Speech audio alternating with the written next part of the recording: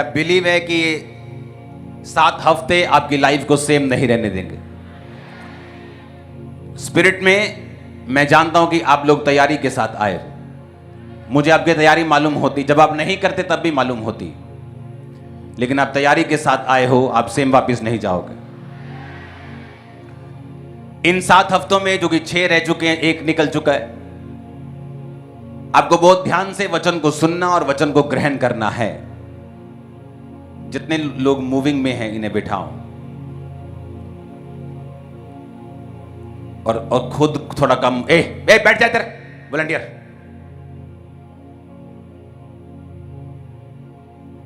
Hallelujah. प्रभु की हुजूरी में बड़े आराम से तुम्हें काम करना है, गधों की तरह नहीं भागते रहना इधर उधर। मेरा ये बिलीव है कि आज वर्ड और टेस्टिमनीज आपकी लाइफ को सेम नहीं रहने देंगे। एक टेस्टिमनी को सुनेंगे, उसके बाद हम वचन में चलेंगे। अपोस्टल जी, इस बहन का नाम नगमा है और ये पटियाला के रहने वाले हैं। 26 अप्रैल 2014 को इनकी मैरिज हुई थी। ओके, अब वो मामा को टेस्टिमनी दो, ये वाली। इसको बड़े ध्यान से समझना, ये एक लेडीज की टेस्टिमनी है, तो बड़े ध्यान से समझना कि बात क्या थी, क्या रीजन था। ओके, टेस्टिमनी शुरू करेंगे। अपोस्टल 26 अप्रैल 2014 में इस बहन की मैरिज हुई और कहते हैं कि उसके बाद इस बहन ने और इनके हस्बैंड ने बेबी का सोचा, पर ये बहन प्रेगनेंसी कंसीव नहीं कर पा रहे थे। और जब ये बेबी का सोचते थे तो बहन प्रेग्नेंट ही नहीं हो पा रहे थे। इस बहन ने डॉक्टर को जब चेक करवाया और डॉक्टर ने बताया कि मेडिसिन खाने को भी दी, और 2018 में ये बहन प्रेग्नेंट जब हुए तो 4th मंथ में ही जब इन्होंने स्कैनिंग करवाई तो डॉक्टर ने बताया कि आपके बेबी की धड़कन जो है वो बंद हो चुकी है। Heart beat 4th month pregnancy में बंद हो गई और बेबी डेड हो चुका था। और उसके लिए उसके बाद उसी समय डिलीवरी करनी पड़ी और डिलीवरी के द्वारा इनका बेबी जो रिमूव कर दिया गया। और ये बहन और इनके हस्बैंड कहते हैं बहुत परेशान हो चुके थे। फिर इन्होंने फिर से डॉक्टर को चेक करवाया। और आपके हस्बैंड, इनके हस्बैंड को, आपके हस्बैंड का नाम क्या है सिस्टर? राजन कुमार। राजन कुमार। जब आपका पहला बेबी डेड हुआ तो आप दूसरी बार जब फिर आप ट्राई कर रहे डॉक्टर के पास गए तो आपको पहले से ही प्रॉब्लम थी जो बढ़ गई कि आपके जो शुक्राणु थे वो बिल्कुल डेड हो गए थे। बिल्कुल डेड हो गए थे। और ये बड़ी ध्यान से सुनने वाली टेस्टिमनी है, इसलिए हम हस्बैंड वाइफ आपकी टेस्टिमनी खुद दे रहे हैं। क्योंकि पहले तो बेबी बहुत लेट हुआ, जब हुआ तो मर गया, लेकिन आपकी जो प्रॉब्लम थी उसके कारण बेबी लेट हुआ, लेकिन धीरे धीरे वो प्रॉब्लम इतनी बढ़ गई कि आपके शुक्राणु टोटल डेड हो गए और आपकी जो वाइफ है, आपने लिखा हुआ कि इनके एग बनने बंद हो गए। हाँ जी। तो दोनों तरफ से चांसेस क्लोज हो गए थे, खत्म हो गए थे, डेड हो गए थे जी। आपने अपनी टेस्टिमनी में कुछ खास चीजें लिखी हुई हैं कि आप सुसाइड करना चाहते थे जी। आप बताइए खुल के वो क्या चीजें थी? वो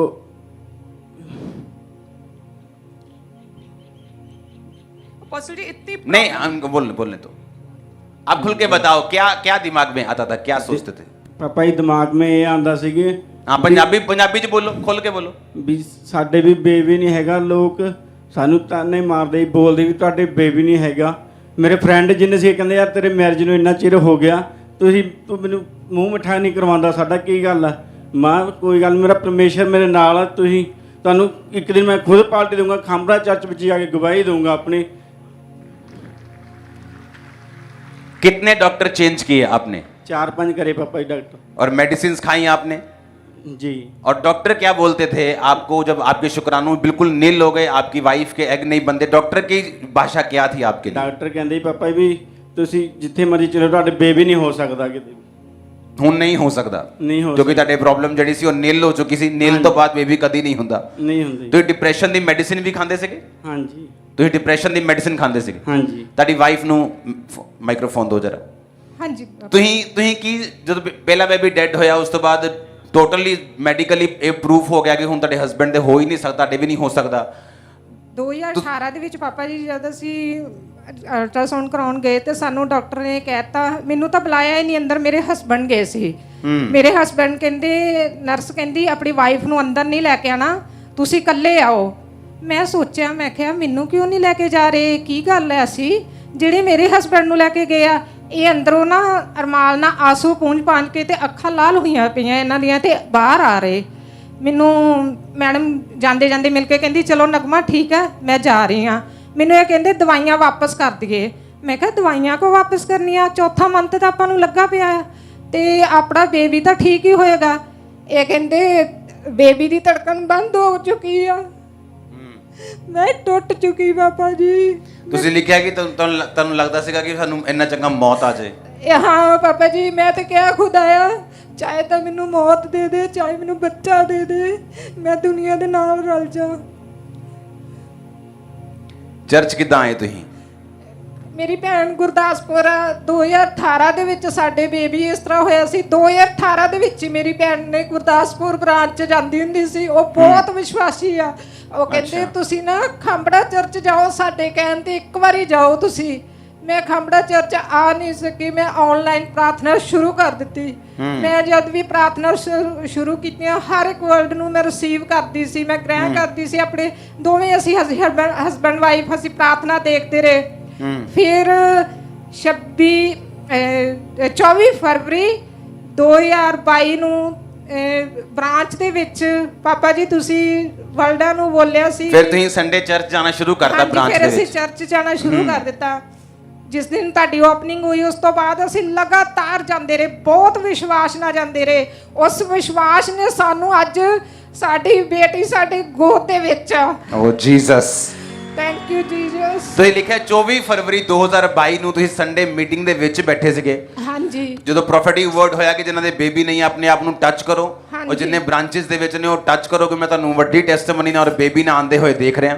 ਹਾਂਜੀ। ਤੁਸੀਂ ਪਟਿਆਲਾ ਬ੍ਰਾਂਚ ਦੇ ਵਿੱਚ ਮੌਜੂਦ ਸੀਗੇ? ਅਸੀਂ ਪਟਿਆਲਾ ਬ੍ਰਾਂਚ ਵਿੱਚ ਦੋਵੇਂ ਹਸਬੈਂਡ ਵਾਈਫ ਜਾਂਦੇ ਹੁੰਦੇ ਸੀ। ਅਸੀਂ ਹਰ ਇੱਕ ਸੰਡੇ ਮਿਸ ਨਹੀਂ ਸੀ ਕਦੀ ਕੀਤਾ। ਔਰ ਤੁਸੀਂ ਲਿਖਿਆ ਕਿ ਜਦੋਂ ਉਹ ਪ੍ਰੇਅਰ ਹੋ ਰਹੀ ਸੀ ਤੁਹਾਡੀ ਬਾਡੀ 'ਚ ਕੁਝ ਮਹਿਸੂਸ ਹੋਇਆ। ਕੀ ਮਹਿਸੂਸ ਹੋਇਆ ਤੁਹਾਨੂੰ? ਇੱਕਦਮ ਮੇਰੀ ਲੂੰ ਕੰਡੇ ਇਕੱਠੇ ਹੋ ਗਏ, ਪਸੀਨੋ ਪਸੀਨੀ ਮੈਂ ਹੋ ਗਈ। ਮੈਂ ਕਿਹਾ ਇੰਨੀ ਮੈਨੂੰ ਗਰਮੀ ਲੱਗ ਰਹੀ ਹੈ ਨਾ। ਮੈਂ ਦਬ ਪਾਣੀ ਪੀ ਕੇ ਆਈ। ਮੈਂ ਕਿਹਾ ਕੀ ਹੋ ਗਿਆ, ਮੈਨੂੰ ਕਦੀ ਇੰਨਾ ਪਸੀਨਾ ਨਹੀਂ ਆਇਆ। ਨਹੀਂ, ਗਰਮੀ ਦਾ ਮਹੀਨਾ ਸੀਗਾ ਕਿ ਸਰਦੀ ਦਾ ਮਹੀਨਾ ਸੀਗਾ? ਨਹੀਂ, ਇੰਨੀ ਗਰਮੀ ਨਹੀਂ ਸੀ। 24 ਫਰਵਰੀ ਲਿਖਿਆ 24 ਫਰਵਰੀ ਸੀ। ਮਤਲਬ ਇਹੀ ਦਿਨ ਹੋ ਗਏ ਨਾ? ਹਾਂਜੀ ਹਾਂਜੀ, ਇੰਨੀ ਗਰਮੀ ਤਾਂ ਹੈ ਨਹੀਂ ਸੀ। ਮੈਨੂੰ ਬਹੁਤ ਗਰਮਾਹਟ, ਮੈਂ ਪਸੀਨੋ ਪਸੀਨੀ ਹੋ ਗਈ। ਮੈਂ ਆਪਣੇ ਹਸਬੰਡ ਨੂੰ ਦੱਸਿਆ, ਮੈਂ ਕਿਹਾ ਮੈਨੂੰ ਇੰਜ ਲੱਗਾ ਜਿਵੇਂ ਨਾ ਮੈਨੂੰ ਕੋਈ ਚੀਜ਼ ਛੱਡ ਕੇ ਜਾ ਰਹੀ ਆ। ਗਰਮਾਹਟ ਬਹੁਤ ਮਹਿਸੂਸ ਹੋਈ ਮੈਨੂੰ ਆਪਣੇ ਆਪ 'ਚ। ਫਿਰ ਅਸੀਂ ਇਸ ਵਰਲਡਾਂ ਨੂੰ ਰਿਸੀਵ ਕਰਦੇ ਰਹੇ। परमेश्वर ने सानू बरकत ना ब्लेस किया। अच्छा, एक और बात ध्यान दे, विश्वास में और शक में क्या फर्क है? बहुत लोगों को पवित्र आत्मा छूता है, लेकिन उन्हें लगता है कि शायद गर्मी है, शायद जोश आ रहा है, चाहे म्यूजिक लगा हुआ है, इस कारण मुझे ऐसा फील हो रहा है। अगर आपको कोई फिजिकल प्रॉब्लम नहीं है और पवित्र आत्मा आपको छू रहा है, तो कई बार आपको मालूम नहीं होता कि पवित्र आत्मा ने मुझे छुआ कि नहीं छुआ। इनके केस में इनको छुआ पवित्र आत्मा ने कि नहीं छुआ, किस चीज से साबित होता है? ये वो केस है कि जब बेबी पेट में डेड हुआ, दोबारा जब टेस्ट हुए तो उसके बाद बताया कि अब शुक्राणु बनते ही नहीं, नील हो चुके हैं, वाइफ के एग नहीं बनता, 5-6 डॉक्टर्स चेंज, लाखों रुपया मेडिसिन, डॉक्टर ने बोल दिया बेबी मेडिकली पॉसिबल नहीं है। बहन जाती थी गुरदासपुर, उसने चर्च के बारे में बताया, ये पटियाला में जाते थे। 24 फरवरी जिस दिन पवित्र आत्मा ने इनको छुआ और जिस दिन इन्होंने कहा कि मुझे ऐसा लगा कि मेरी बॉडी में गर्माहट महसूस हुई। अच्छा, हम ये मान लेते हैं कि ठीक है कि ये एक जोश था, ठीक है, ये साउंड का असर था, जोश था, गर्मी थी, नाच के ऐसा किया, हम मान लेते चलो ऐसा हो गया। पर जब नेक्स्ट दिन आप घर जाके आपने अपना प्रेगनेंसी टेस्ट चेक किया तो क्या आया? मतलब मैं प्रेग्नेंट सी, मैं अपने पति को दसिया मैं प्रेग्नेंट है। मेरे पति बहुत खुश होए, थैंक यू जीसस। मेरे पति बहुत खुश होए सी। वो तो खुश होंगे ही। हाँ जी। आमीन। कितने इस बात को समझ रहे हैं कि एक व्यक्ति को जब पवित्र आत्मा छूता है ना, अगर उसको कोई फिजिकल प्रॉब्लम नहीं है, उसको यकीन करना मुश्किल हो जाता है कि मुझे पवित्र आत्मा नहीं छुआ, या मेरे को जोश आ रहा है, या मेरे को क्या। लेकिन एक व्यक्ति जब किसी सिचुएशन में होता है, जब एक व्यक्ति बीमार होता है, खासकर फिजिकल बीमार होता है, उससे जब पवित्र आत्मा छूता है, उसे 100% मालूम होता है कि परमेश्वर ने मुझे छुआ। इसीलिए जो लोग अविश्वासी होते हैं, जो लोग बीमार नहीं होते, जो लोग हट्टे कट्टे होते हैं, कई बार वो दूसरों को बोलते हैं यार ये पखंड करता है, क्योंकि उन्हें मालूम नहीं कि ये पवित्र आत्मा है, क्योंकि उन्हें जरूरत नहीं है। जिन लोगों को जरूरत होती है, मुझे मालूम है, मुझे पवित्र आत्मा जब छूता था, मुझे फिजिकल जब प्रॉब्लम थी, मुझे बीमारियां थी, जब पवित्र आत्मा मुझे छूता था, मुझे मालूम होता था कि पवित्र आत्मा ने मुझे छुआ है। लोगों के लिए वो पाखंड हो सकता था, अगर मैं कंप्यूटर इंजीनियर हो गया, अगर मुझे वही चीज तब से 3 साल पहले कोई बताता तो मेरे लिए तब भी वो पाखंडी रहता। लेकिन जो व्यक्ति जिसके जीवन में गुजर रही होती है, इसलिए मैंने कहा यहां पढ़े लिखे भी बैठे हैं, डॉक्टर्स भी बैठे हैं, आईएएस भी बैठे हैं, तो वो सोच सकते हैं कि ठीक है जोश हो सकता है, टेंट की गर्मी हो सकती है, साउंड की गर्मी, ठीक है मैं आपकी बात से सहमत हूं, हो सकता है ऐसा। लेकिन फिर ऐसा क्या हुआ कि एक व्यक्ति जो मेडिकली इम्पॉसिबल है बेबी को लेना, जब अगले दिन पवित्र आत्मा के छूने के बाद घर जाता है, प्रेग्नेंट होता है और अपने बेबी गर्ल के साथ वो टेस्टिमनी देने के लिए आता। आप बताओ क्या है ये? ओ आमीन ऊंचे वाला चाहिए, तारीफ ऊंची वाली चाहिए। हालेलुया। हस्बैंड साहब आपका डिप्रेशन अब कैसा है?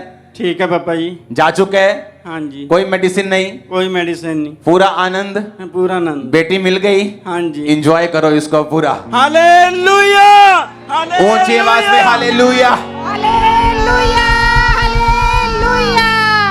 जब बेटी बड़ी होगी ना, इसकी वैल्यू समझ आएगी, ये बड़ा आनंद देगी तुमको। हालेलुया। आमीन। तारीफ करो जोर से। हालेलुया। इसीलिए जब कोई व्यक्ति शक करे, कोई व्यक्ति खिलाफ बोले, आपको कभी भी गुस्सा नहीं करना चाहिए, क्योंकि अभी वो उस कंडीशन में नहीं है कि परमेश्वर की उस कृपा को, उस ताकत को, उस पवित्र आत्मा की प्रेजेंस को महसूस कर सके। आमीन। इसलिए बाइबल कहती है कि अपने दुखों के लिए पौलुस कहता मैं धन्यवाद करूंगा जिसके कारण मैंने मसीह को देखा। अगर मैं बीमार ना होता, इतनी गहराई से पवित्र आत्मा मुझे कैसे छूता है, वो कैसे काम करता है, मुझे कभी मालूम ना होता। आप थैंक्स करो कि आप बीमार थे लेकिन खुदा के घर में हो, क्योंकि आप परमेश्वर को भी पालोगे और चंगाई को भी पालोगे। आमीन। ऊंचा ये बरकत आपकी है। आज ये बेबी गर्ल 3 महीने 2 दिन की हो चुकी है। शक्ल दिखाओ इसकी। हालेलुया। रिसीव करो अपने लिए चर्च। मैंने कहा रिसीव करो अपने लिए चर्च। आमीन बोलकर रिसीव करो अपने लिए यीशु मसीह के नाम में। हालेलुया। तारीफ करो जोर से। नेक्स्ट टेस्टिमनी सुनेंगे जल्दी जल्दी से। अपोस्टल जी ये अपने भाई की टेस्टिमनी देने के लिए आए हैं। ये कहते हैं कि 16 जुलाई 2022 को इनका भाई जो है ट्रेन से कहते भोपाल जा रहा था, ट्रेन के गेट के ऊपर खड़ा था, अचानक से जैसे 70 की स्पीड पर कहते ट्रेन चली और तभी इनका भाई जो नीचे गिरा और कहते ऐसे गिरा कि इनके सिर पे चोट लगी, गिरते सार कहते बेहोश हो गया। लेकिन 12 घंटे तक किसी की नजर नहीं पड़ी इस लड़के के ऊपर और 12 घंटे इसी तरह से इनके ब्रेन से और नाक से और कानों से लगातार ब्लड बहता रहा। और कहते फिर किसी बंदे ने वहां पे देखा, उसी ने एम्बुलेंस बुलाई और एम्बुलेंस में लेकर जब जा रहे थे तो उसी ड्राइवर ने कॉल करके बताया कि बहुत ही क्रिटिकल कंडीशन, 12 घंटे से पूरी तरह से जब बेसुध और होश में नहीं था, कोमा में था। और जब हॉस्पिटल भी लेकर गए तो इनकी जो सोनोग्राफी जो हुई ब्रेन की, तो डॉक्टर ने बताया कि ब्लड क्लॉट्स इनके पूरे ब्रेन में जम गए और इनकी जो स्कल की टेम्पोरल बोन नाम की एक ब्रेन की राइट साइड पे एक हड्डी होती है वो भी टूट गई ट्रेन से गिरने की वजह से।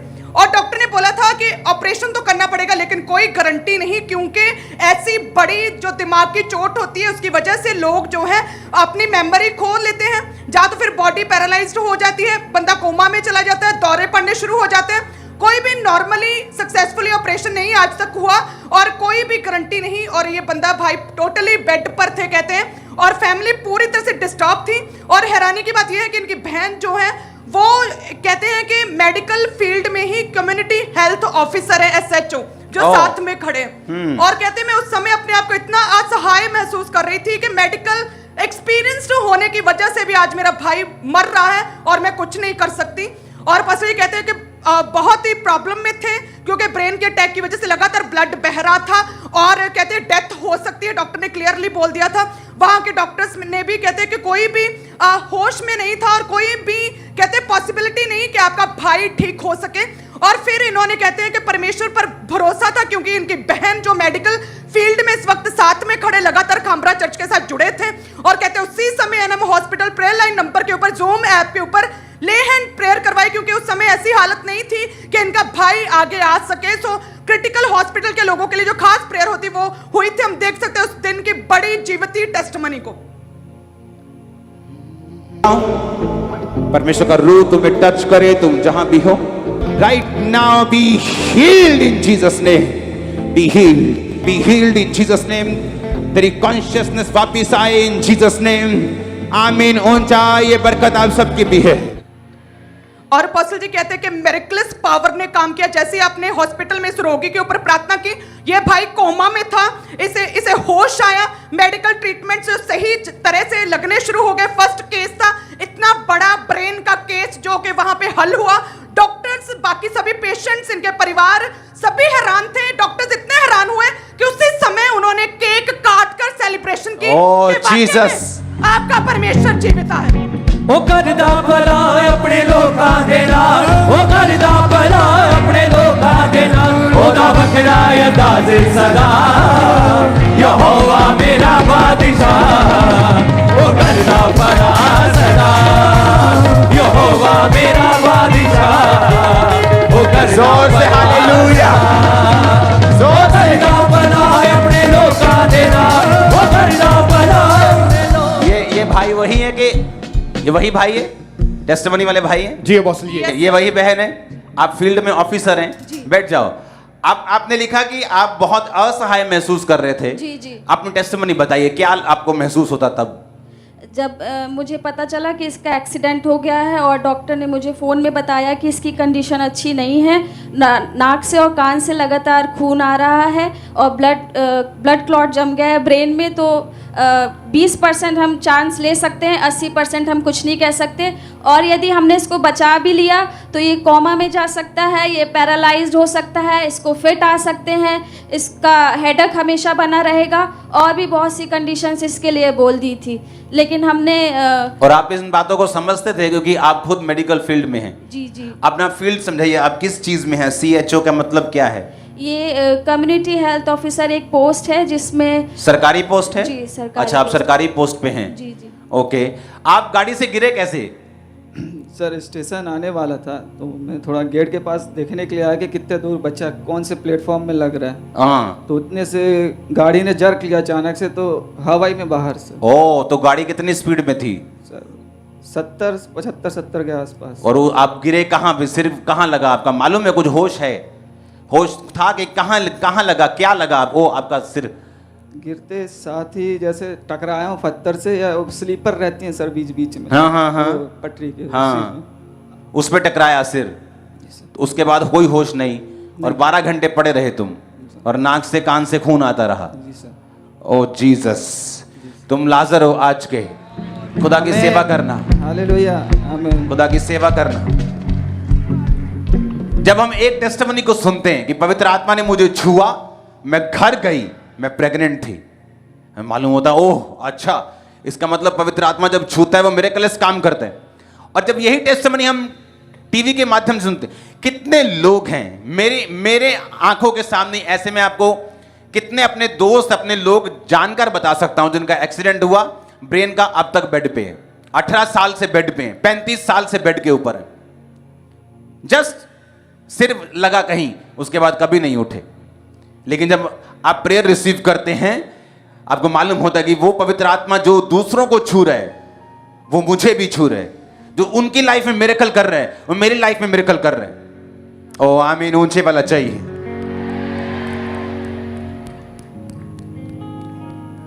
आपने एक टेस्टिमनी यहां बड़ी हैरान करने वाली लिखी है। आपने लिखा जो अदर पेशेंट्स की फैमिलीज थी, जो दूसरे पेशेंट हॉस्पिटल में थे, जी, जी। वो भी हैरान हुए कि जल्दी ठीक कैसे हो गया। हाँ। आप वो बताओ बात क्या थी? ये आपके द्वारा हमने ऑनलाइन प्रेयर करवाई इसको, उसके तुरंत बाद इसको, उससे पहले सीवियर हेडेक होता था और जब टैबलेट देते थे तो वो सो जाता था। तो मतलब बिना नहीं, अदर जो फैमिलीज थी वो क्या बोलती थी इसकी रिकवरी देख के कि ये क्या हो गया इसको? मतलब अदर फैमिली ये बोलती थी कि ये तो बहुत ज़्यादा मतलब कि अचंभित हो रहे थे सब, क्योंकि ये 3 दिन में ही एकदम से नॉर्मल हो गया था और चलने लगा था। बताना, चल पाते हो? जी सर। कोई बीमारी नहीं? नहीं अभी कोई दुख नहीं? नहीं, कुछ नहीं। चलो तो सिर सिर दिखाओ, सिर दिखाना इसका। वो सिर बड़ा खतरनाक सा है इसका वजह। ओ देखो, वो पूरा दिखाओ सिर।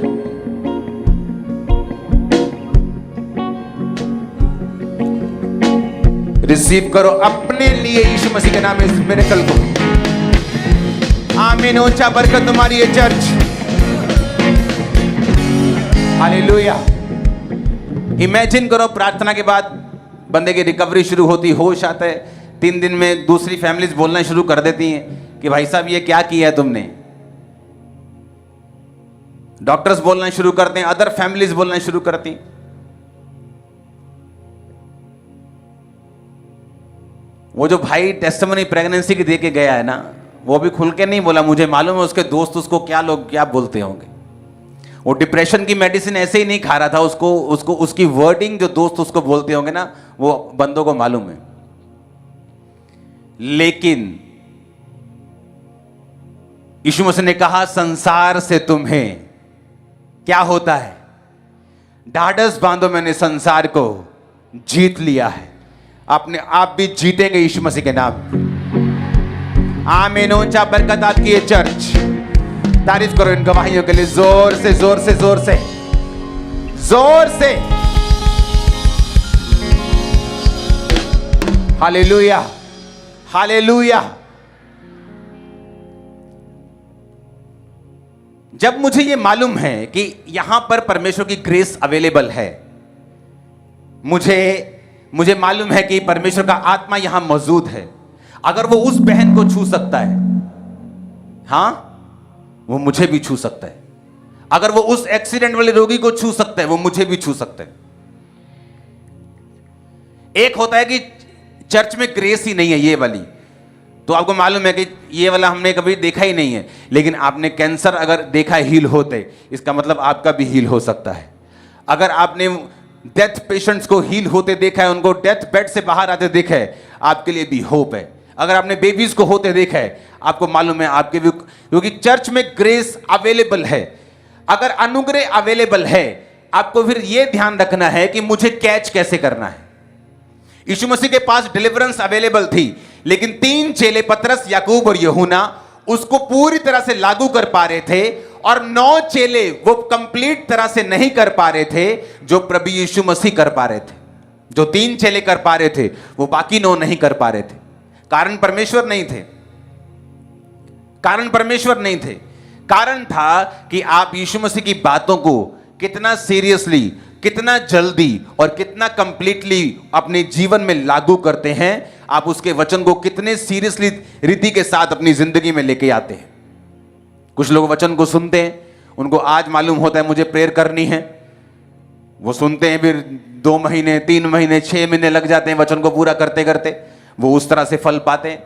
कोई बंदे को पता लगता है अच्छा मुझे टाइथ देना है, मुझे दशमांश देना है, मुझे बोना है, वो सोचता है नहीं ये तो पैसे का खेल है, मुझे इसमें नहीं पड़ना। उसे 6 महीने साल लग जाता है बरकत पाते पाते। लेकिन कोई लोग ऐसे हैं जो वचन को सुनते और समझते हैं और जान लेते हैं कि ये सारा कुछ परमेश्वर की ओर से एक स्ट्रक्चर में बनी हुई चीजें हैं, एक मॉल में बनी हुई दुकानें हैं कि एक मॉल में एंटर करो और जिस दुकान में जाना है, जो चीज चाहिए ले लो। उसी तरह से परमेश्वर ने एक बाइबल का स्ट्रक्चर बना दिया कि जो चीज हमें चाहिए बाइबल में घुसो, उस वचन को लो, उसे पूरा करो, और वो चीजें आपकी लाइफ में कंप्लीट होना शुरू हो जाएंगी। हालेलुया। अब छुटकारे के हफ्तों में जब परमेश्वर आपको वचन देता है, वो हमेशा आपको एक अलग सा वचन देता है। मैंने देखा है छुटकारे के जो हफ्ते होते हैं, उनका वचन जो होता है वो हमेशा आपको ऐसा होता है कि जस्ट अगर आपने कबूल किया, आपने उसके माना, आपने उससे लागू किया अपनी जिंदगी में, आप छुटकारे को पाते हैं। हालेलुया। मैंने अपनी लाइफ में नोटिस किया है, वो लोग जो जीवित चर्च के मेंबर हैं, जल्दी छुटकारा पाते हैं अपनी लाइफ में, अपने फाइनेंस में, अपनी जिंदगी में, उन क्रिश्चियन से जो किसी भी जीवित चर्च का सेवकाई का हिस्सा नहीं है। बाइबल कहती, परमेश्वर ने कहा मैं अपने नाम के निमित्त तुझे छुड़ाऊंगा, मैं अपने नाम के कारण तुझे छुड़ाऊंगा। इसका मतलब क्या? जब आप एक जीवित चर्च का हिस्सा बनते हैं तो आप सिर्फ एक मेंबर नहीं हैं चर्च के, आप उस चर्च के इवेंजलिस्ट हैं, आप उस चर्च के सुसमाचार प्रचारक हैं, आप उस चर्च के सपोर्टर हैं, आप उस चर्च के प्रीचिंग करने वाले, उसको उसके बारे में बताने वाले लोग हैं। क्योंकि ये एक दर्शन है, ये मेरा दर्शन नहीं। आपका पैसा, चर्च का पैसा मेरा पैसा नहीं। मैं मैनेजर हूं। जैसे बैंक मैनेजर बैंक के पैसों का मालिक नहीं होता, लेकिन उसे मैनेज करता है। उसी तरह से जब हम एक दर्शन में जुड़ जाते हैं कि परमेश्वर ने मुझे दर्शन दिया कि अब ऐसा होगा, अब इस तरह से कलीसिया जो है पंजाब में इस्टेब्लिश होगी, टेंट चर्च होगी, शुरुआत की, एक दर्शन हुआ, लोगों ने बरकत पाई, लोगों ने नशों को छोड़ा, लाखों लोगों ने चंगाई को पाया, लोग सेव हुए, कई तो अब तक स्वर्ग भी चले गए होंगे, हाँ प्रभु में सोकर। इससे क्या हुआ, मैंने बरकत पाई क्योंकि मैंने परमेश्वर के वचन को सुना, उसके दर्शन को समझा, उसको फॉलो किया, उससे मैं भी चंगा हुआ, मुझे बरकत भी मिली, मेरे पर्सनल बिजनेस को खुदावंद ने ब्लेस किया, मुझे अच्छा परिवार भी दिया, सब कुछ मेरे पास है। उसी तरह से आप लोग हैं। जब आप लोगों ने परमेश्वर के दर्शन को सुना, जब मैं आपको बोलता हूं कि परमेश्वर का विजन है, अब आने वाले समय में आपको बता सकता हूं, इतने लोग चर्च को ज्वाइन करने वाले हैं, आप हैरान हो जाएंगे चर्च की ग्रोथ को देख के आने वाले 3 महीनों में। इतने रूहें बचने वाली, आप इमेजिन नहीं कर पाएंगे कि कहां बिठाएं उन लोगों को। हालेलुया। अब आपको यह दर्शन मालूम है। अब क्या होता है, जब एक विश्वासी को पता चलता है कि यह मेरा चर्च है, मैं आपको ऐसे विश्वासी दिखा सकता हूं जो सारे पास्टर्स को सुनते हैं लेकिन अपनी जिंदगी में कहीं नहीं पहुंचते, हमेशा कंफ्यूज रहते हैं, अपनी कॉलिंग को कभी नहीं पा पाते, अपनी बरकत को और मसे को कभी नहीं पा पाते। कभी वो इस मसे में होते हैं, कभी उसको कॉपी कर रहे होते हैं, कभी तीसरे को कॉपी कर रहे होते हैं, 7, 8, 10 हफ्तों में वापस अपने आप पे आ जाते हैं। लेकिन अगर आपको मालूम होता है जिस तरह बाप एक है, परमेश्वर एक है, मेंटर भी एक है, चर्च भी एक है। क्यों? क्योंकि जब आप उस चर्च का फिर हिस्सा बनते हैं, आप उस दर्शन को अपना दर्शन समझने लगते हैं। जब उस दर्शन को आप अपना दर्शन समझने लगते हैं, आप उसके लिए प्रेयर भी करते हैं, आप उसके लिए बोते भी हैं। क्योंकि जिस व्यक्ति को आप अपना मेंटर मानते हैं, आप अपना फादर मानते हैं, जिस चर्च के लिए आप प्रेयर करते हैं, जिस चर्च से आपने बरकत पाई है, आप उसी चर्च में बोते हैं। किस चर्च में आपको बोना चाहिए? जिस चर्च से आप स्पिरिचुअली बरकत को पाते हैं और वचनों को सुनते हैं। और जब आप उस दर्शन में शामिल हो जाते हैं, वो सेम डिलीवरेंस जो आपके स्पिरिचुअल फादर मेंटर ने पाई, वो आपकी लाइफ में एंटर होना शुरू हो जाती है। क्योंकि परमेश्वर ने कहा, मैं अपने नाम के निमित्त तुझे छुड़ाऊंगा। यानी अगर मैं जब तुझे छुड़ाऊंगा तो इसलिए छुड़ाऊंगा कि तू मेरे नाम के निमित्त, मेरे नाम के लिए, मेरे दर्शन के लिए, मेरे राज्य के लिए तू काम कर रहा है। इसलिए नहीं तो कि तू चर्च का मेंबर है। चर्च का मेंबर बनना तो शुरुआत थी किस चीज की, कि परमेश्वर ने इस विजन को, इस दर्शन, चर्च को क्या दर्शन दिया है, वो रूहें बचाने का, वो ब्रांचेस ओपन करने का, खुदावंद के काम को लेके जाने का। फिर आप क्या करते हैं? फिर आप चर्च में आते हैं। अगर आप बीमार हैं, आप हील होते हैं। किस लिए? ताकि आप उस दर्शन में शामिल हो सकें। आप गरीब हैं, परमेश्वर आपको फाइनेंशियली ब्लेस करता है। किस लिए? आप उस दर्शन में शामिल हो सकें।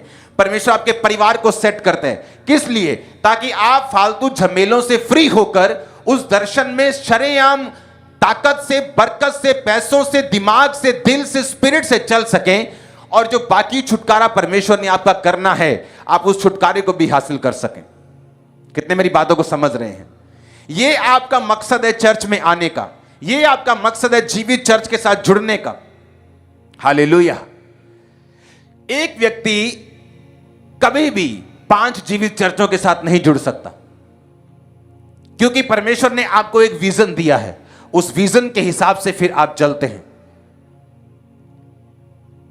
अगर आपके आसपास 5 सुंदर लड़कियां हैं तो आप 5 से शादी नहीं कर सकते।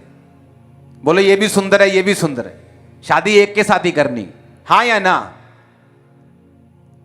जब हम आत्मिक व्यभिचार में होते हैं तब भी बरकत नहीं पाते, जब शारीरिक व्यभिचार में होते हैं तब भी बरकत नहीं पाते। बाइबल कहती है, भजन संहिता 31 उसकी 19 और 20 आयत में, उसमें लिखा, आहा तेरी भलाई क्या ही भली है, बड़ी है, जो तूने अपने डरवैयों के लिए रख छोड़ी है और अपने शरण गतों के लिए मनुष्यों के सामने प्रकट की है। तूने दर्शन देने के गुप्त स्थान में मनुष्यों की बुरी गोष्ठी से उन्हें गुप्त रखेगा और उन्हें मंडप में झगड़े रगड़े से छिपा कर रखेगा। परमेश्वर ने कहा, तू उन्हें दर्शन देने के गुप्त स्थान में मनुष्यों की बुरी गोष्ठी से गुप्त रखेगा। होता क्या है? हर एक व्यक्ति का दुश्मन होता है। आप चाहे गरीब हैं तब भी आपका दुश्मन है, आप चाहे अमीर हैं तब भी आपका दुश्मन है, आपने कुछ गलत नहीं किया तब भी लोग आपके दुश्मन बन जाते हैं। अब होता क्या है? इसलिए मैं कहता हूं कि अगर आप सेवा में नहीं हैं, आप चर्च के मेंबर हैं 5 साल से, कभी आपने कॉल सेंटर में नहीं बताया कि मैं सीए हूं, मुझे चर्च का कुछ ना कुछ काम चाहिए, मैं एक क्लीनर हूं, मैं एक प्लम्बर हूं, मैं एक लकड़ी का काम करने वाला हूं, मैं एक दुकानदार हूं, मैं एक वेल्डर हूं, मुझे काम करना है, मुझे बताइए मैं क्या कर सकता हूं। कारण क्या? चर्च को जरूरत नहीं। रीजन क्या है? रीजन ये है कि जब परमेश्वर आपको क्यों सुरक्षित रखता है? आपकी गाड़ी की इंश्योरेंस होती है, हाँ या ना? इसका मतलब क्या? आप नेगेटिव लोग हैं, आपको लगता है आपकी गाड़ी का एक्सीडेंट होगा इसलिए आपने इंश्योरेंस करवाई। जिसको ये यकीन है कि मेरा एक्सीडेंट नहीं होगा वो इंश्योरेंस क्यों करवाएगा? लेकिन फिर भी आपने इंश्योरेंस को करवाई। मेरी गाड़ियों की भी शायद इंश्योरेंस हुई होगी, मुझे मालूम नहीं, लेकिन हुई होगी, उनकी भी इंश्योरेंस होगी जरूर। कारण क्या? ये रूल है, ये लॉ है कि आपको इंश्योरेंस करवानी है। इंश्योरेंस कराने से जब गाड़ी का एक्सीडेंट होता है तो अगर उसका बम्पर टूट गया तो वो 5,000, 10,000, 20,000 का खर्चा इंश्योरेंस कंपनी आपको देती है। उसी तरह से जो लोग सेवा करते हैं वो इंश्योरेंस पाए हुए विश्वासी हैं। अगर आपकी गाड़ी की इंश्योरेंस नहीं हुई, आपकी एक्टिवा की इंश्योरेंस नहीं हुई, तो क्या वो चलना बंद कर देती? बोलो, हां? चलती है फिर भी? पेट्रोल डालते तो पीती है कि नहीं पीती? सर्विस होती है कि नहीं होती? जहां जाना चाहो जाती है कि नहीं जाती? लाइटें बंद तो नहीं होती? ब्रेक चलती है ना? सारा कुछ उसी तरह से चलता है, सारा कुछ वैसे काम करता है जब इंश्योरेंस नहीं होती। लेकिन एक दिन जब वो गाड़ी थोड़ी ठुकती है तब फर्क लगता है कि अब ये रिपेयर नहीं होगी, मुझे अपना पैसा लगाना पड़ेगा। एक विश्वासी जो सेवा में नहीं है, जो पंफलेट बांटने नहीं जाता, जो चर्च में बोने में नहीं, जो चर्च में प्रार्थना में नहीं, जो अपने अगुओं के लिए प्रेयर नहीं करता, जो चर्च में अब दूसरे मेंबर्स को लेके नहीं आता, दूसरे लोगों को चर्च के बारे में, यीशु मसीह के बारे में नहीं बताता, वो बिना इंश्योरेंस पाए हुए विश्वासी हैं। चलने तो 10 साल चलते रहें, 12 साल, 15 साल चलते रहें, लेकिन एक एक्सीडेंट उनकी सारी सिचुएशन को चेंज कर देता है। फिर वो बोलते हैं कि हम बड़े अच्छे थे, लेकिन सन फलाने फलाने में हमारे परिवार में एक दुर्घटना हो गई, उसके बाद हम कभी ऊपर नहीं आए। सन फलाने फलाने में हमारे जीवन में एक दुर्घटना हो गई, उसके बाद हमारा परिवार खत्म हो गया, हमारा जीवन, हमारा फाइनेंस खत्म हो गया। लेकिन जो विश्वासी सेवा में होते हैं, सेवा में क्या होता है? परमेश्वर आपकी इंश्योरेंस करके रखता है। जब आप जेन्युइनली इधर से नहीं, इधर से जब आप सेवा में होते हैं, शैतान जितना बड़ी बड़ा अटैक कर ले, आप इंश्योरेंस पाए हुए हैं, सब कुछ वापस आ जाएगा यीशु मसीह के नाम में। किन लोगों के लिए छुटकारा पाना पॉसिबल है और जल्दी है? जो लोग सेवा में हैं। किन का छुटकारा जल्दी होता है? जो लोग सेवा में हैं। कौन लोग जल्दी बरकत पा जाते हैं? जो सेवा में हैं। अब आपको यह मालूम होना चाहिए कि जब आप एक सेवा में हैं और खासकर एक ही सेवकाई में जुड़े हुए हैं, आप अपनी मेंटर की बात को सुनते हैं, उस दर्शन को अपना दर्शन समझते हैं, आप फिर सेवा में लगे हुए हैं। होता क्या है? परमेश्वर को मालूम है आप इंश्योरेंस पाए हुए हैं। बाइबल कहती है मुसीबत धर्मी पे भी आएगी, पापी पर भी आएगी।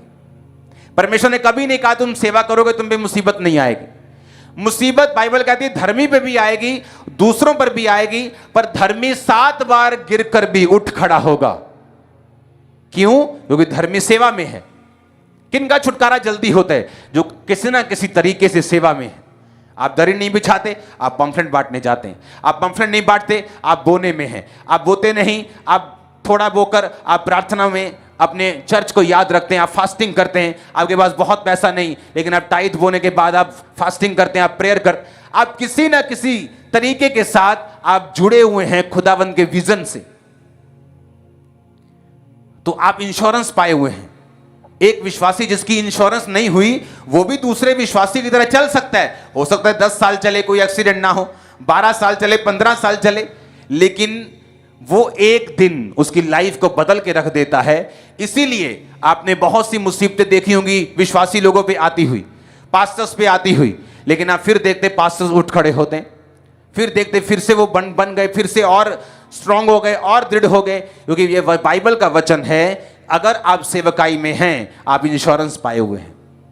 इसमें क्यों कहा परमेश्वर ने? तो अपने दर्शन देने के गुप्त स्थान में मनुष्यों की बुरी गोष्ठी से उन्हें गुप्त रखेगा। ये कहां है गुप्त स्थान? किस किस गुप्त स्थान की परमेश्वर बात कर रहा है? बाइबल बताती है जो परमेश्वर के छाए हुए स्थान में यशब बैठा रहे, यशब मतलब बैठा रहे, इसका मतलब है अपनी कुर्सी को पकड़ा रहे। विश्वासी की कुर्सी, पास्टर की कुर्सी, वॉलंटियर की कुर्सी, खुदा ने कोई काम दिया, उस काम को कहते हैं बैठे रहना। एक विश्वासी की जगह के ऊपर, ये नहीं बीमारी आ गई तो बाबाओं के पास चले गए, बीमारी 2 महीने ठीक नहीं हुई तो कहीं और मत्था टेकने चले गए कि ठीक हो जाएगी। वो विश्वासियों की परमेश्वर बात है जो बैठा रहेगा, जो हिलेगा नहीं, जो अपने स्थान को छोड़ेगा नहीं। परमेश्वर कहता है कि मैं उनको इंसानों की बुरी गोष्ठी से, गोष्ठी मतलब जो राजाओं के खिलाफ करते थे, उनको मारने के लिए, ताकि इनका राज्य छीन लिया जाए। परमेश्वर कहता है तुम्हारे दुश्मनों की बुरी चालों से मैं तुम्हें बचा के रखूंगा अगर तुम सेवा में हो तो। क्योंकि सेवा यानी गुप्त स्थान। कौन सा गुप्त स्थान है? कौन सा स्थान ऐसा है जिस स्थान जो बड़ा मिस्टीरियस है, जो समझ नहीं आता? जो व्यक्ति जेन्युइनली सेवा में है वो सीक्रेट प्लेस में है। आपको डिस्ट्रॉय करना मुश्किल नहीं, इम्पॉसिबल है। यीशु के नाम में इम्पॉसिबल। मैं कह रहा हूं मुश्किल नहीं आपको खत्म करना, डिस्ट्रॉय करना। मैं कह रहा हूं इम्पॉसिबल है। क्यों? क्योंकि आप वहां नहीं रहते जहां आप दिख रहे हैं। आप खुदाबंद के सीक्रेट प्लेस के अंदर है, जहां लोगों को दिखता है तुम खामरा में रहते हो, पर उनको यह नहीं मालूम हम खामरा में नहीं रहते, हम कहीं और रहते।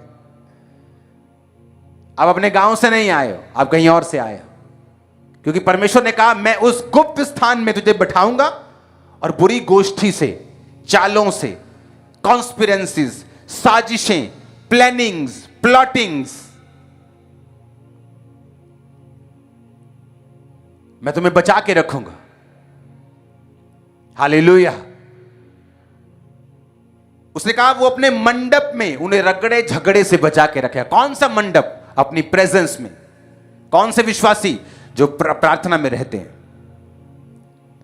19 में लिखा तेरी भलाई क्या ही बढ़ी है जो अपने डरवैयों के लिए, जो डरते हैं खुदा से, जो पाप करने से डरते हैं, चोरी करने से डरते हैं। आज आपके पास कोई किराए का घर है, उसका मकान मालिक मर गया, उसके बच्चे घर वापस लेना चाहते हैं, आप देना नहीं चाहते क्योंकि आप खुदा से डरते नहीं। जिस तरह आपने कब्जा किया है आपकी चीजों पर भी कब्जा कर लिया जाएगा। जिस तरह आपने लोगों के साथ किया है उसी तरह आपके साथ किया जाएगा। जिस तरह आपने पैसा चुराया है आपकी लाइफ से भी कोई चीजें चुराई जाएंगी जिन्हें आप रोक नहीं पाएंगे। इसीलिए लोगों का छुटकारा नहीं होता। उसने कहा तूने अपने शरणागतों के लिए मनुष्यों के सामने प्रकट की हैं क्या? भलाई को। जो खुदावंद के शरणागत हैं, जो खुदावंद की शरण में आ चुके हैं, जो खुदावंद से कहते प्रभु तेरा विजन मेरा विजन, तेरा काम मेरा काम है। परमेश्वर कहता है जो ऐसे लोग हैं मैं अपनी भलाई को जो उनकी जिंदगी में करूंगा मनुष्यों के सामने प्रकट करूंगा, तुम्हारे रिश्तेदारों के सामने प्रकट करूंगा, तुम्हारे मोहल्ले के सामने प्रकट करूंगा, तुम्हारे दोस्तों के सामने प्रकट करूंगा। Hallelujah, hallelujah. मेरे एक दोस्त से मेरी बात हो रही थी बहुत सालों के बाद, मेरा कॉलेज फ्रेंड है। जब मैंने देखा वो कनाडा से अभी कनाडा चला गया थोड़े साल पहले, क्योंकि जब मैं कॉलेज में गया मैं सिर्फ 14 साल का था। 14 साल का था जब मैं कॉलेज चला गया था। मुझे पेपर नहीं देने दे रहे थे 8वीं 10वीं वाले, बोलते थे तू छोटा बहुत है, लेकिन मेरा माइंड वो तेज था, मैं क्लासेस जंप कर कर के आगे चला गया था, तो वो पेपर नहीं देने दे रहे। तो 14 साल की उम्र में इमेजिन करो, 14 साल तो जब मैं कॉलेज में गया तो लोग मुझे छेड़ते थे कि क्या दूध पीना है, क्या पीना है, मतलब छेड़ते थे, रैगिंग करते थे मेरी। बिल्कुल छोटा कद मेरा, बिल्कुल ऐसा लगता कि एक बच्चा स्कूल से कहीं भटक के कॉलेज में चला गया। तो जब उसने मुझे मैसेज फोन किया, उसने कहा मैं सबसे ज्यादा अगर हमारे कॉलेज में किसी की बात होती है तो तेरी होती, कि जितना बदलाव तेरी लाइफ में आया उतना किसी की लाइफ में हमने नहीं देखा। हालेलुया। उनको मालूम था मैं नशे करता, उनको मालूम है हम सब गलत कामों में थे। हाँ, और मेरा कद जस्ट 5 फुट 4-5 इंच होगा। उन्होंने कहा अब तेरा कद कितना है? मैंने कहा मेरा कद 6 फुट 2-3 इंच, पता नहीं कितना है। अमिताभ बच्चन जितना है उससे ज्यादा हो सकता है 1 आध इंच, लेकिन इतना हो गया। हालेलुया। और ये कैसे हुआ? मैं कहा मुझे मालूम नहीं। और कब बढ़ा? जब मैं परमेश्वर में आया। लोगों का कद बढ़ता है 19 साल 20 साल तक, मेरा बढ़ा परमेश्वर में आने के बाद 20-22 साल के बाद। सारा कुछ खुदा ने, इसलिए मैंने सॉन्ग गाया ना, मेरा अपना तो गाना जरा, मेरा अपना तो कुछ भी नहीं, मेरा अपना तो कुछ भी नहीं, मेरे रग रग में नाम उसका लिखा, इज्जत खुदा बंदे है।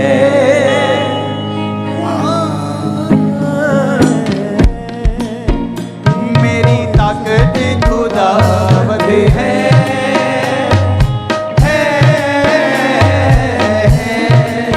मेरी तो दौलत खुदावंद है,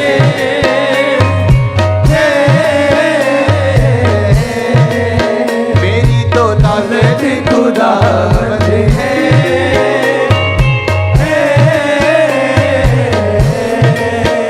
मेरा अपना तो कुछ भी नहीं,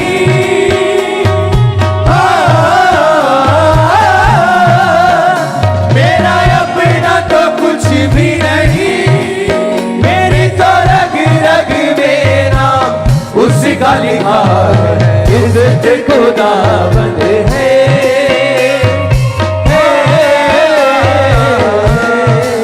मेरी तो दौलत खुदावंद है,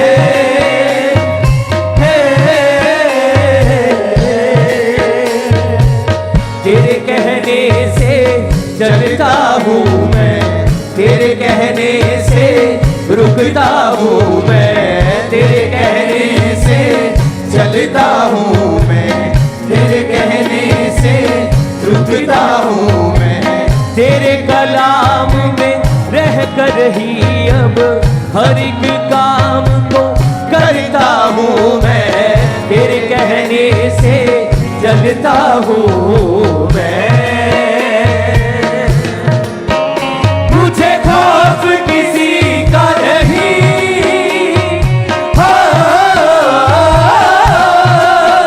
मुझे खौफ किसी का नहीं, मैंने जब से तेरे रस्तों को चुना है, इज्जत खुदावंद है,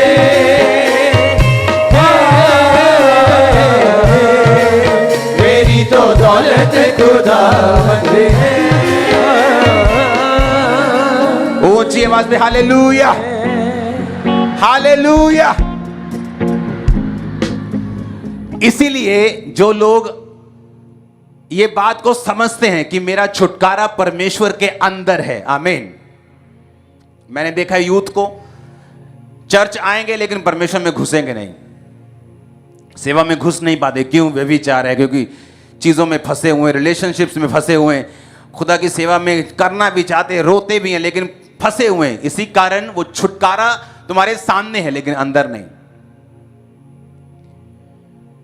इस दुनिया में इत्तेफाक से कुछ नहीं होता। जो कुछ भी आप देख रहे हो ये कोई भी इत्तेफाक नहीं, ये परमेश्वर का प्लान है, उसकी योजना है। हालेलुया। परमेश्वर ने क्यों आपको बाइबल दी है? कितने लोग बाइबल रोज पढ़ते हैं? हाथ खड़ा करो। वाह, बदल गई खामरा चर्च। मैं एक्सपेक्ट करता हूं सभी पढ़ेंगे बाइबल। क्यों हम 5000 साल पुरानी बात पढ़ें? मैं क्यों 2000 साल पुरानी बात पढ़ूं? मैं क्यों पतरस को पढ़ूं 2000 साल पहले की बात? क्यों मैं यशाया को पढ़ूं 2700 साल पहले? क्यों मैं हजारों साल पहले के उस आदम को पढ़ूं?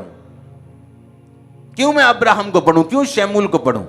क्योंकि उसको पढ़ने से हमें परमेश्वर की नेचर, उसके स्वभाव के बारे में मालूम होता है, वो किस तरह से काम करता है हमें मालूम होता है। आप किसी क्रिश्चियन को पूछेंगे बाइबल पढ़ी है? हाँ, हम एक बार ही पढ़ी बाइबल, सारी पढ़ी बाइबल एक बार ही। ये कोई रिलीजियस पुस्तक नहीं जो आपने एक बार पढ़ ली और उसके बाद आपने बोला कि हाँ मैंने पढ़ी हुई। ये परमेश्वर के साथ बात करना है, ये उसको सीखना है, उसके हार्ट को समझना है। पहला शमूएल 3 उसकी 1 से 13 आयत। ये शमूएल की स्टोरी है जो हन्ना को मिला था। जब वो बाइबल कहती शमूएल अली के सामने यहोवा की सेवा टहल करता था। उन दिनों में यहोवा का वचन दुर्लभ था, दर्शन कम मिलता था। ऐसा हुआ कि एली की आंखें धुंधली होने लगी, उसे ना सूझ पड़ता था और वह अपने स्थान में लेटा हुआ था। परमेश्वर का दीपक अब तक बुझा नहीं था और शमूएल यहोवा के घर में जहां परमेश्वर का संदूक था लेटा था। यहोवा ने शमूएल को पुकारा और उसने कहा, क्या आज्ञा? उसने एली के पास जाकर दौड़कर कहा, क्या आज्ञा? तूने तो मुझे पुकारा है। बाइबल कहती जब यहोवा ने शमूएल को पुकारा शमूएल, तो भाग के एली के पास चला गया। क्या हुआ? क्या आज्ञा? उसने कहा, मैंने तुझे पुकारा नहीं, तू क्यों आया मेरे पास? जा लेट जा, तेरे कान बजे होंगे। दूसरी बार फिर यहोवा ने पुकारा शमूएल शमूएल। वो फिर गया अपने दास के पास, खुदाबंद के सेवक के पास, एली के पास, तूने मुझे पुकारा? उसने कहा, नहीं मैंने नहीं पुकारा। तीसरी बार फिर आवाज आई शमूएल। फिर गया, एली को समझ आ गई कि तुझे मैं नहीं पुकार रहा हूं बेटा, ये यहोवा पुकार रहे हैं। अब अगर यहोवा तुझे पुकारे तो फिर तू क्या करना? एली ने शमूएल से कहा 9 आयत में, जा लेटा रहे, यदि फिर तुझे यहोवा पुकारे तो तू कहना, हे यहोवा कह, तेरा दास सुन रहा है। तब शमूएल अपने स्थान पर जाकर लेट गया। तब यहोवा खड़ा हुआ और पहले के समान पुकारा, शमूएल शमूएल। शमूएल ने कहा, कह, क्योंकि तेरा दास सुन रहा है। यहोवा ने शमूएल से कहा, सुन, मैं इज़राइल में एक ऐसा काम करने पे हूं जिसे सुनने वालों पर बड़ा सन्नाटा छा जाएगा। बाइबल कहती है जब परमेश्वर ने शमूएल से बात की, इस दुनिया में अगर 800 करोड़ लोग के करीब लोग हैं तो किसी का फिंगरप्रिंट मैच नहीं करता। कितना हमारा परमेश्वर महान है, उसकी बुद्धि कैसी है। एक व्यक्ति के फिंगरप्रिंट्स उसके जीभ के भी प्रिंट्स होते हैं, मैच नहीं करते।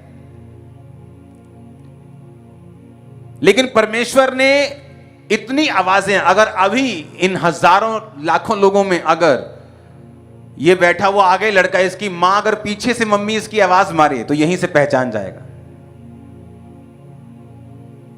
आपका भाई अगर यहीं से आवाज मारे, आप यहीं से पहचान जाएंगे। हजारों लोगों में भी अगर हल्की हल्की आवाज भी आ रही हो ना, तब भी आप पहचान जाएंगे कि मुझे मेरे किसी ने आवाज मारी है। क्यों? परमेश्वर ने जब शमूएल को आवाज लगाई तो किसी और आवाज में क्यों नहीं लगाई?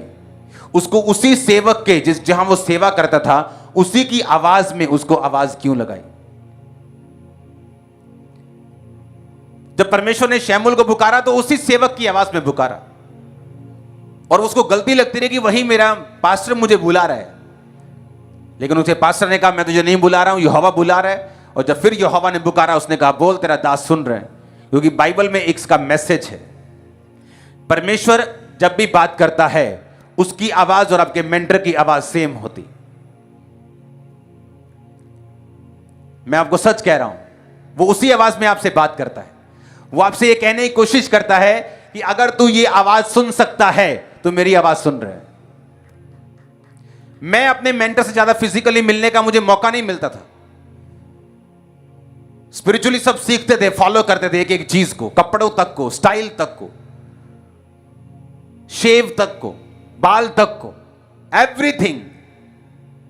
क्योंकि अगर आप किसी के अगर हाथी का बच्चा है तो वो हाथी के बच्चे की तरह दिखता है, जिराफ की तरह नहीं। कुछ लोगों की आदत होती है, रहते यहां दिखते किसी और की तरह, रहते वहां दिखते फलाने की तरह। ये लोग डाइवर्टेड लोग होते हैं, इन्हें मालूम नहीं होता मेंटरशिप क्या होती है। जब परमेश्वर ने उसको उसी आवाज में आवाज क्यों मारी? लोग बोलते हैं, अच्छा ये कैसा चर्च है, यहां पास्टर ही नहीं है, यहां तो स्क्रीन पे 50,000 लोग बैठे हैं, पास्टर कहां है? क्या पास्टर का खड़ा रहना जरूरी है वहां, या उसका सुनना जरूरी है? आपको उसको सुनना जरूरी है, आपको मिलना भी जरूरी नहीं, जितना सुनना जरूरी है।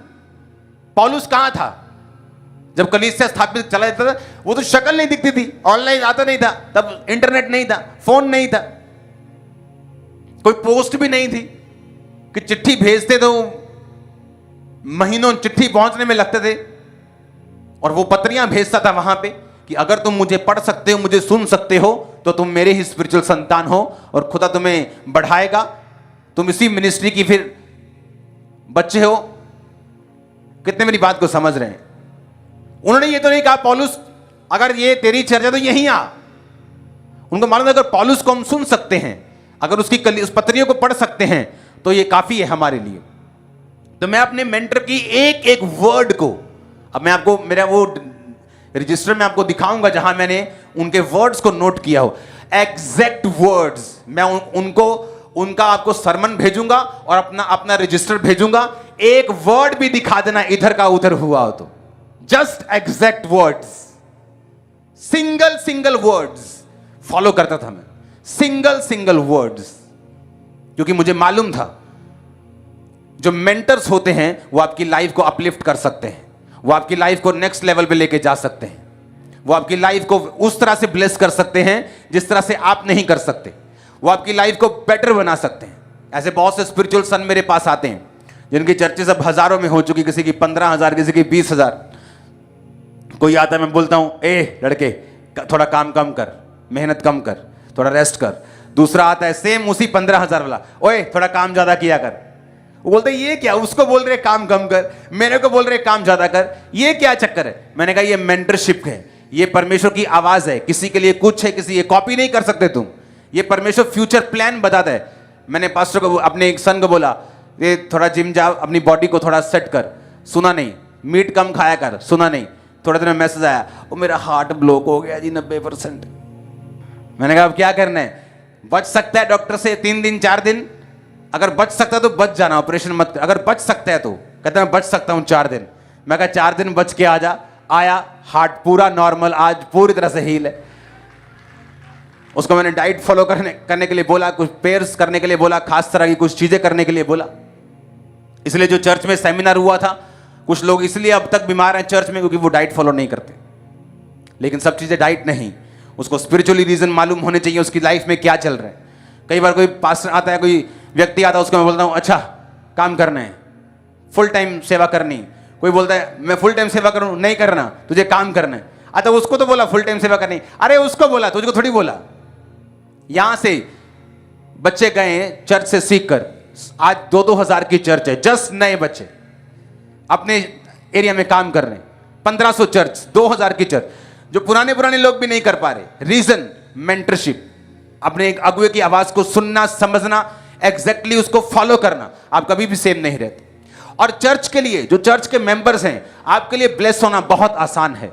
जस्ट उस दर्शन में शामिल हो जाओ जो परमेश्वर के दास को मिला है खुदावन से, आप खुद ब खुद ब्लेस होना शुरू हो जाएंगे। 100% आप ब्लेस्ड होंगे। आप उत्तम देशों में होंगे, उत्तम जगहों के ऊपर होंगे, उत्तम जॉब्स के ऊपर होंगे, उत्तम बिजनेस के ऊपर होंगे, उत्तम फैमिली के साथ होंगे।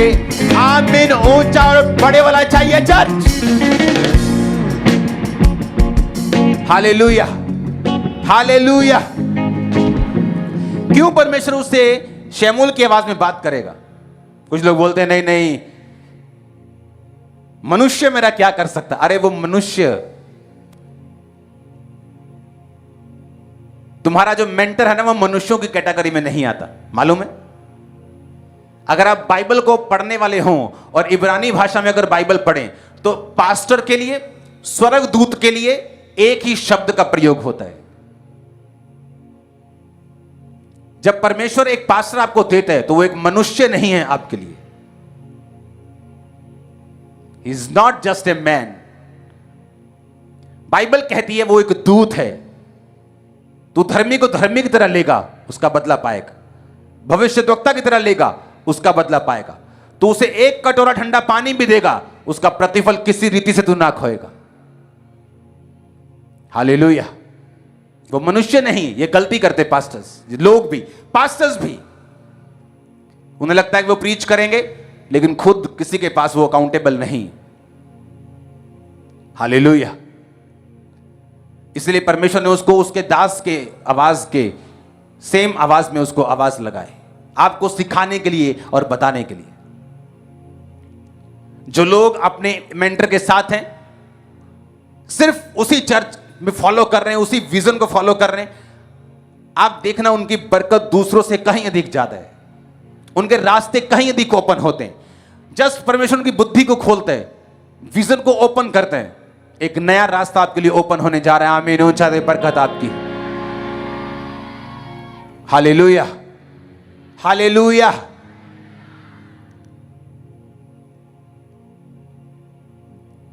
आप सेम नहीं है ये वचनों को सुन के। आपको मालूम होगा मेरा छुटकारा किस तरह से होगा, कि ये मेरा तरीका है छुटकारा लेने का। परमेश्वर के काम में घुसना, उसके काम को करना, उस विजन में जाना जो खुदावंद ने अपने दास को दिया, उन्हीं तरह के कामों को करना, आप फ्री होंगे। जैसे बिलीवर मत बनो कि आए बरकत पाई और चले गए। ये एक छोटी लाइफ है जो आप जी रहे हैं, उससे बड़ी लाइफ जियो। छुटकारा जल्दी आपका होगा। ये 6 हफ्ते छुटकारे के, आपको छुटकारे का वर्ड आपने सुना, पिछले थर्सडे का वचन सुनो, कितना जरूरी था वो।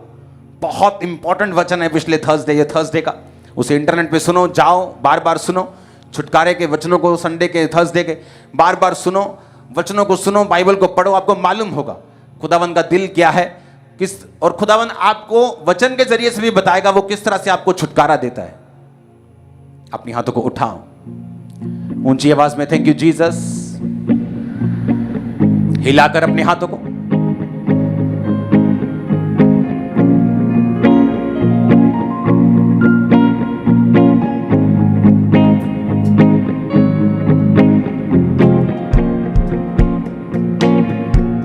अपने ऑयल को निकालो, अपने माथे से लगाओ।